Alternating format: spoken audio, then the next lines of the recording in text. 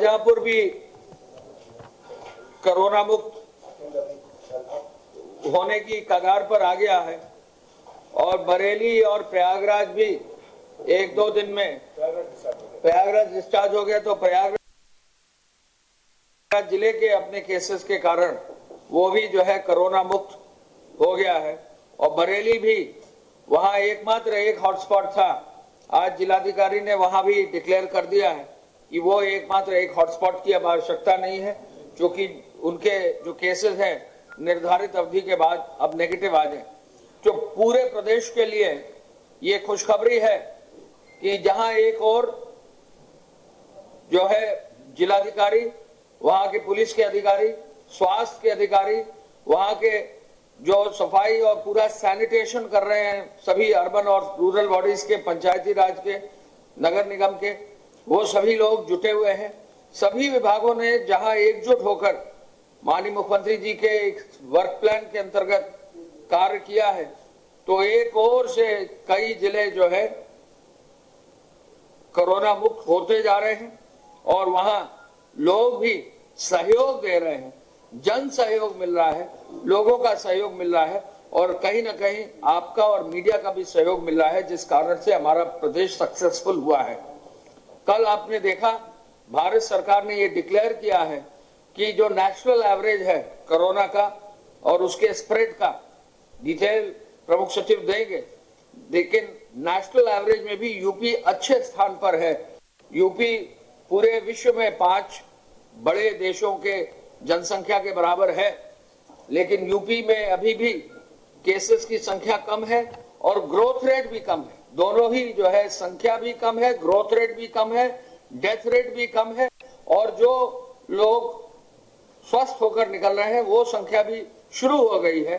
तो ऐसे में ये यूपी के लिए बहुत ही पॉजिटिव खबर है और इसको कहीं ना कहीं उस मेहनत का फल है और इसमें और मेहनत करने की आवश्यकता है।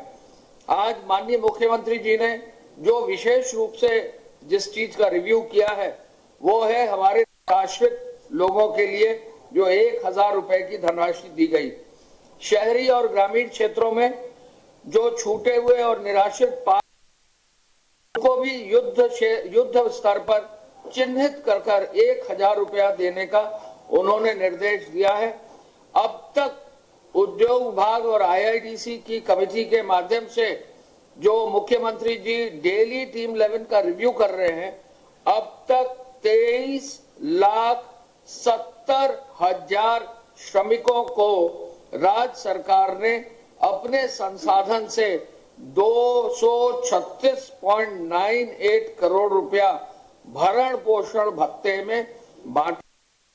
236 करोड़ 98 लाख 23,70,000 से अधिक व्यक्तियों को बांटा है और हम ये बताना चाहेंगे कि इसका भी ब्रेकअप है।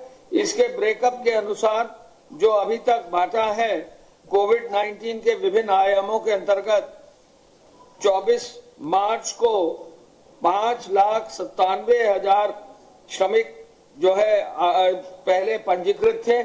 अब ये बढ़कर निर्माण श्रमिकों की संख्या 13,51,000 हो गई है, यानी 135.10 करोड़ निर्माण श्रमिकों को बैंकों में दिया गया है।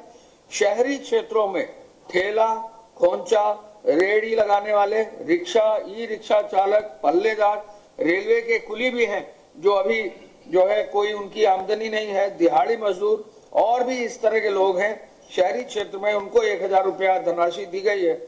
वो भी लगभग 5,82,000 श्रमिकों को 58.19 करोड़ दिया गया है। और ग्रामीण क्षेत्र में जो विभिन्न व्यक्ति अलग अलग श्रेणी के हैं उनको 4,37,000 निराश्रित व्यक्तियों को 43.69 करोड़ दिया गया है। तो सब मिलाकर 23,70,000 श्रमिकों को लगभग 236 या 237 करोड़ रुपए की धनराशि बांटी गई है। औद्योगिक क्षेत्रों की इस योजना के अंतर्गत जो ये काम उद्योग विभाग ने किया है, सबसे बड़ा हस्तांतरण पूरे प्रदेश में ये है और इसकी जो है माननीय मुख्यमंत्री जी ने आज विशेष समीक्षा करके अपनी ओर से भी जो है कहा है कि इसमें अब कुछ भी अगर छूट गए हैं, कहीं अगर रजिस्टर नहीं भी हुए हैं, उनको युद्ध स्तर पर रजिस्टर कराकर उनको आगे ले जाया जाए। औद्योगिक इकाइयों के माध्यम से जिन व्यक्तियों को तनख्वाह दी जानी है उसमें भी विशेष रूप से काम किया गया है और अब तक जो संख्या है वो आई है 35,968। 24.51 करोड़ वेतन का भी भुगतान कर दिया गया है। ये भी उद्योग विभाग की एक महत्वपूर्ण जो है उपलब्धि है और उसमें कुल मिलाकर जो है 33,968 इकाइयां हैं और अभी कुछ इकाइयां छूट गई हैं, लगभग 1000, उनसे भी बातचीत करके उनको भी जो है करके कार्रवाई की जाएगी। इसके साथ साथ 103 बंद इकाइयों को शुरू कर दिया गया है। इसके साथ साथ हम ये भी बताना चाहेंगे कि जो पीपीई और मास्क के निर्माण की इकाइयां हैं, 72 में से 70 इकाइयों को अब क्रियाशील कर दिया गया है और साथ साथ 40 नई और इकाइयों को, जो पहले 99 हमारी सैनिटाइजर्स की इकाइयां थी, 99 प्लस 40 और यानी 139 और इकाइयों को जो है अब सैनिटाइजर बनाने की अनुमति हो गई है। 412 इकाइयां जो है मेडिकल इक्विपमेंट और मेडिकल के सामान बनाने के लिए चल रही हैं। फ्लोर मिल और आटा मिलों में भी 910 मिलें अब चालू हो गई हैं और बंद तेल मिल में भी अब चालू करके 419 तेल मिल और दाल मिलें भी, चूंकि दाल का सीजन आ गया है, 267 दाल मिलें शुरू की गई हैं और काम कर रही हैं। इसके साथ साथ आज बैठक में माननीय मुख्यमंत्री जी ने यह भी निर्देशित किया कि जो भी शिक्षण संस्थान है, जो भी चिकित्सालय हैं, जो भी कार्यालय हैं, वहां यदि अस्थायी कर्मचारी हैं, आउटसोर्सिंग के कर्मचारी हैं, लॉकडाउन के कारण यदि उपस्थित नहीं भी हो पाए हैं तो उनके भी मानदेय में कोई कटौती न की जाए और ऐसे कार्यरत कर्मियों को भी भुगतान मानदेय का जो अवशेष है वो भुगतान कर दिया जाए। ऐसी कहीं कहीं से जो है शिकायत मिली थी, उन शिकायतों का भी अब निवारण कर दिया गया है। आप अवगत हैं कि मनरेगा के श्रमिकों को 27,15,000 जो श्रमिक थे उनको 611 करोड़ रुपया 30 मार्च को माननीय मुख्यमंत्री जी के एक बटन दबाने से ऑनलाइन हस्तांतरण किया गया था। आप अवगत हैं कि 3 अप्रैल को वृद्धावस्था, निराश्रित महिला, दिव्यांगजन और कुष्ठावस्था पेंशन का 86.71 लाख लाभार्थियों को 871 लाख रुपया ऑनलाइन हस्तांतरित कर दिया गया था। आपको ये भी अवगत है कि भारी मात्रा में जो लोग खाद्यान्न चाह रहे थे, सबको खाद्यान्न का जो है अवेलेबिलिटी कर दी गई है। इसके कल फिगर्स हमने रिलीज किए थे। ये भी माननीय मुख्यमंत्री जी द्वारा जो है यूनिवर्सल वितरण, यूनिवर्सलाइजेशन ऑफ खाद्यान्न का भी निर्देश दिया है पीडीएस के अंतर्गत। वो कार्य भी शुरू हो गया और एक और भी नई पीपी और N95 मास्क हैं, वो उसका रिव्यू कल जब उन्होंने सभी medical colleges, private medical colleges के साथ वीसी में किया है, सभी पर्याप्त मात्रा में जो भी बचाव के इक्विपमेंट है अलग अलग जगह पर भिजवा दिया जाए। सीएमओज और जो भी सीएमएस है, जहां भी जिलाधिकारी है, इसको रिव्यू करके उपलब्ध करा दें। कम्युनिटी किचन की व्यवस्था का भी रिव्यू उन्होंने किया है और ये कहा है कि संक्रमण क्षेत्र में जहां प्रभावित लोग हैं वहां अब जहां संक्रमण मुक्त हो गए हैं, फिर भी आगे के समय में भी सावधानी बरती जाए, लॉकडाउन की व्यवस्था यथावत जारी रखे और जहां संक्रमण खत्म भी हो गया है वहां पर भी बहुत छूट न दी जाए और उसमें बहुत अच्छे से सावधानी से कार्य किया जाए। अन्य राज्यों के समस्याओं के संदर्भ सचिव साहब को और जो नोडल अफसर हैं उनको संवाद बनाए रखने उन्होंने निर्देश दिया है। अन्य राज्यों में जो यहाँ के यूपी के रहने वाले हैं उनसे निरंतर संवाद बनाकर उनकी समस्याओं का भी समाधान करने का निर्देश उन्होंने दिया है। मंडियों के संचालन के लिए बनाने के लिए जिलाधिकारी, पुलिस विभाग के और मंडी विभाग के अधिकारी का निर्देश दिया है कि सोशल डिस्टेंसिंग वे सुनिश्चित करेंगे। और अंत में हम ये भी बताना चाहेंगे कि हमें अब जो पता चला है कृषि विभाग के माध्यम से कि जगह जगह गेहूं की खरीद भी शुरू हो गई है और अब 5154 क्रय केंद्रों पर व्यवस्था करते हुए लगभग 33,158 मेट्रिक टन गेहूं की खरीद भी कल तक हो गई है और ये प्रोक्योरमेंट की व्यवस्था भी सुचारू रूप से शुरू हो गई है। पुनः मैं कहना चाहूंगा कि 23,70,000 श्रमिकों को लगभग 237 करोड़ रुपए की धनराशि भरण पोषण भत्ते के रूप में बांट दी गई है। मैं प्रमुख सचिव स्वास्थ्य से रिक्वेस्ट करूंगा, कृपया जो है वो अपनी ओर से डिटेल अपने स्वास्थ्य विभाग का और जो हमारे क्षेत्र कोरोना मुक्त हुए हैं उन पर विशेष रूप से विवरण सभी को आपको दें और जो खुशखबरी हमारे लिए कोरोना मुक्ति की है उससे अवगत कराएं। गेहूं की खरीद हो गई है 33,158 मेट्रिक टन। जी धन्यवाद। प्रदेश में कुल एक्टिव केसेस 869 रह गए हैं कोरोना के। 969 में से अब केवल एक्टिव केसेस 869 रह गए हैं, 869। ये जो संक्रमण है ये 49 डिस्ट्रिक्ट से आया था। उसमें से जैसा आपने सुना कि अब काफ़ी जनपद अपनी टीम की मेहनत के कारण वो डिजीज़ को, उसके कर्व को बीट कर पा रहे हैं। आपको पहले मैंने बताया था कि पीलीभीत, हाथरस और महाराजगंज ये सभी जितने भी इनके यहाँ इन्फेक्टेड लोग थे वो सब के सब ट्रीट हो चुके हैं। इसी प्रकार से प्रयागराज और बरेली से भी सूचना प्राप्त हुई है कि भी सभी लोग डिस्चार्ज हो गए हैं।